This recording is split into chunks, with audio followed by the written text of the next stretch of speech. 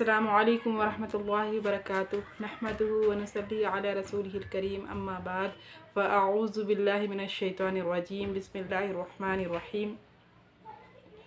علم نشرہ کی جو ہے تشریح جو ہے سورہ اس لفظ کا اس سورہ کا نام قرار دیا گیا ہے۔ پہلے ہی لفظ کو اس سورہ کا نام قرار دیا گیا ہے۔ نشرہ کے معنی ہے کھول دینا، علم نشرہ کے معنی ہے کھول دینا۔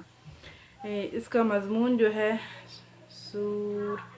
والضحیٰ سے اس قدر ملتا جلتا ہے۔ اس کا جو علم نشرہ کا جو مضمون ہے وہ سورہ ضحیٰ سے اس قدر ملتا جلتا ہے کہ دونوں صورتیں جو ہیں قریب قریب ایک ہی زمانے اور ایک جیسے حالات میں نازل ہوئے۔ والضحیٰ اور سورہ علم نشرہ ایک ہی زمانے اور ایک ہی حالات میں نازل ہوئے۔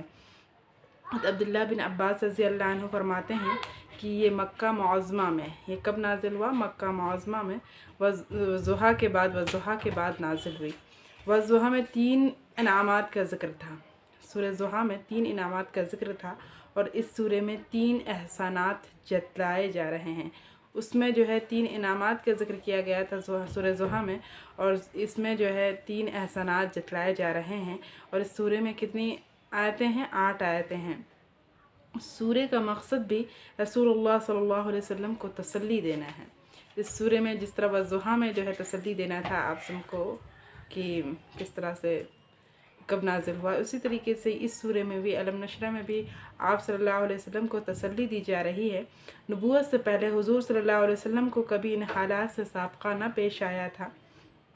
جب آپ صلی اللہ علیہ وسلم کو نبوت نہیں ملی تھی تو اس وقت سابقہ یہ جب نبوت نہیں ملی تھی آپ صلی اللہ علیہ وسلم کو تو ان حالات کا سامنا آپ کو نہیں کرنا پڑا تھا۔ اس سے مراد یہ جن کا سامنا نبوت کے بعد دعوت اسلامی کے شروع میں آپ کو کرنا پڑا، یعنی کہ جب آپ صلی اللہ علیہ وسلم جب دعوت دے رہے تھے اس وقت کے شروع میں آپ صلی اللہ علیہ وسلم کو بہت سارے مسائل، بہت ساری پریشانیوں کا سامنا کرنا پڑا۔ تو اس طرح سے تسلی کے الفاظ اللہ تعالیٰ اس طرح سے قرآن میں جو ہے نازل فرماتا ہے۔ علم نشرہ کے ذریعے، ضحیٰ کے ذریعے آپ صلی اللہ علیہ وسلم کو تسلی دی گئی ہے۔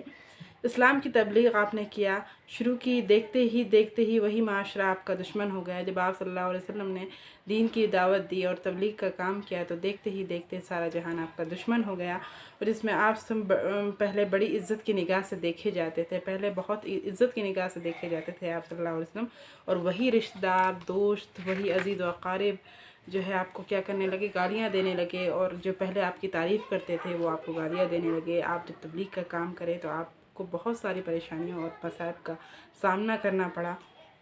قدم قدم کے پر آپ کے سامنے مشکلات کا سامنا کرنا پڑا، اگرچہ رفتہ رفتہ آپ کو ان حالات بلکہ ان سے بھی زیادہ سخت حالات کا مقابلہ کرنے کی عادت پڑ گئی۔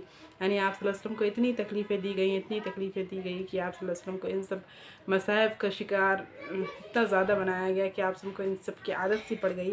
لیکن ابتدائی زمانے میں، یعنی شروعات کے زمانے میں آپ صلی اللہ علیہ وسلم کے لیے نہایت دل توڑنے والا دور تھا۔ جب آپ صلی اللہ علیہ وسلم کی ابتدائی دور تھا اس وقت آپ صلی اللہ علیہ وسلم کو بہت تکلیفیں دی گئی کہ اس طرح سے آپ صلی اللہ علیہ وسلم کا دل ٹوٹ گیا۔ اس بنا پر آپ کو تسلی دینے کے لیے پہلے سورہ والضحیٰ نازل کی گئی، اور پھر اس سورہ کا یعنی علم نشرہ نازل کی گئی۔ پھر اس میں اللہ تعالیٰ نے سب سے پہلے آپ کو بتایا ہے کہ ہم نے آپ کو 3 بڑی انعامات یعنی نعمتیں عطا کی ہیں جن کی موجودگی میں کوئی وجہ نہیں کہ آپ مایوس ہو۔ پہلی یہ نعمت ہے کہ آپ کا سینہ کھول دیا۔ علم نشرہ میں ہے کہ پہلے آپ کا سینہ جو ہے کھول دیا گیا، اس سینے کو منور کر دیا گیا اور فراخ ہو جانا تاکہ حق واضح بھی ہو جائے۔ اس طرح سے آپ کے دلوں کو سینے کو منور کر دیا گیا تاکہ آپ کے سینہ جو ہے فراخ ہو جائے اور دل میں سما بھی جائے۔ دوسری نعمت یہ ہے، یعنی کہ دوسری نعمت جو آپ کو ملی ہوئی یہ ہے کہ آپ کے اوپر سے ہم نے وہ بھاری بوجھ اتار دیا ہے، یعنی جو آپ کے دل میں جو بوجھ تھا وہ بوجھ کو اللہ تعالیٰ نے ان کے دل سے اتار دیا۔ جو نبوت سے پہلے آپ کی کمر توڑ ڈال رہا تھا، یعنی نبی بنائے جانے سے پہلے آپ صلی اللہ علیہ وسلم کو جو تکلیفیں دی جا رہی تھی جس کی وجہ سے آپ کا سینہ جو ہے بھاری بوجھ سے دب چکا تھا، تو اس وجہ سے آپ کی کمر توڑے ڈال رہا تھا۔ بھاری بوجھ کے مراد رنج، غم اور فکر، پریشانی، یعنی اس طرح سے آپ صلی اللہ علیہ وسلم کو بوجھل کیا جا رہا تھا۔ بہت سارے غموں کا، بہت ساری پریشانیوں کا سامنا کرنا پڑ رہا تھا، بہت سارے مشکلات کا سامنا کرنا پڑ رہا تھا، یعنی کہ آپ کا سینہ جو ہے غم سے نڈھال ہو گیا، تو اس وقت یہ جو ہے علم نشرہ جو ہے نازل کی گئی ہے۔ जो अपनी कौम की जहालत और जाहिलियत, बेहयाई, जुल्म और सितम, लड़कियों को ज़िंदा दफन करना, ये सारी चीज़ें आम थी। कबीलों पर कबीले छापे मारे जा रहे थे, यानी कि कबीलों पर कबीलों छापे मार रहे थे। किसी की जान, किसी की माल और आबरू महफूज नहीं थी। यानी उस वक्त का दौर वो दौर था कि न किसी की जान महफूज थी, न माल महफूज थी, न इज़्ज़त महफूज थी। तो यानी कि कोई चीज़ महफूज नहीं था। उस वक्त आप सल्लल्लाहु अलैहि वसल्लम ने नबूवत का काम किया और आपने डट कर तबलीग का काम किया, और आप सल्लल्लाहु अलैहि वसल्लम को बहुत सारी परेशानी और बहुत सारे मसाइल का सामना करना पड़ा। ये हालात देखकर आपको कुड़ते थे, यानी आप सब बहुत परेशान होते थे, मगर इस बिगाड़ को दूर करने की कोई सूरत आपको नज़र नहीं आ रही थी। यही फ़िक्र आपकी कमर तोड़े डाल रही थी, यानी कि इसी फ़िक्र में आप खुले जा रहे थे, बहुत परेशान हुए जा रहे थे, जिसका बारे गिरा अल्लाह ताला ने हिदायत का रास्ता दिखाकर, यानी अल्लाह ताला ने आपको हिदायत का रास्ता दिखाकर आपके ऊपर से क्या कर दिया है, उतार दिया है।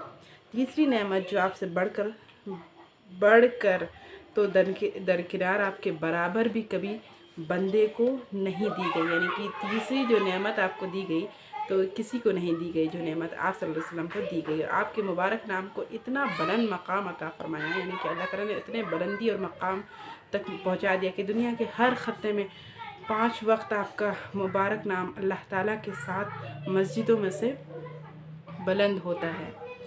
यानी कि आपका मुबारक नाम अल्लाह ताला के साथ मस्जिदों में बुलंद होता है।